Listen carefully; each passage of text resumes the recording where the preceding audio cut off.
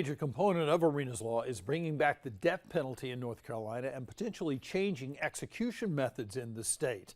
So, what is the state of the death penalty in North Carolina? For starters, there are 122 people currently on death row in North Carolina. However, no execution has been held since 2006. And that's in part because of legal challenges and issues with execution methods.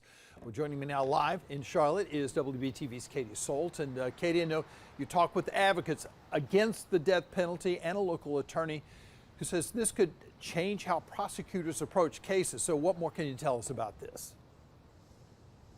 So majority of the people on death row have been there for decades, majority again from the early 90s on. Advocates against the death penalty say that they feel this is a quick reaction to a tragic incident.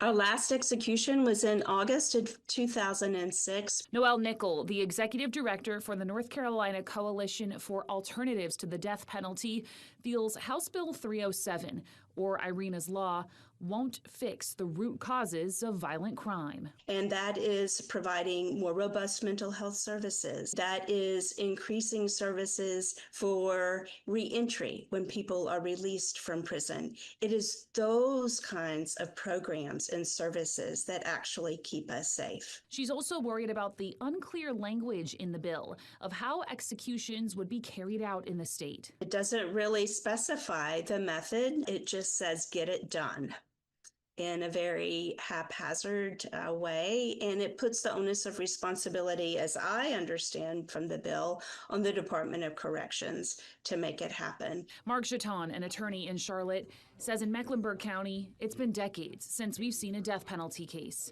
According to the database for the North Carolina Department of Correction, the last death row inmate from Mecklenburg County arrived in the system in 1998.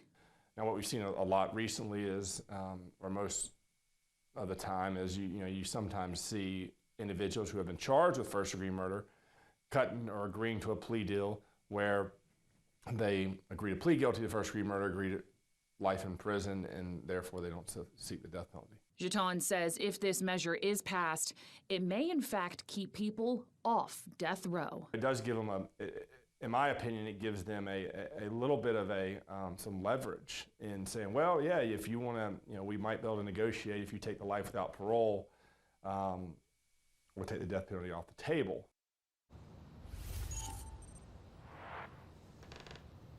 Senate Republicans issued a statement Monday night, but they only addressed the, quote, judicial roadblocks that they say prevented the death penalty from being carried out. I did reach out to the Senate Republicans from our area today that voted in favor of the bill to ask them for a statement. I did not hear back. Reporting live in Uptown Charlotte, Katie Solt, WBTV on your side.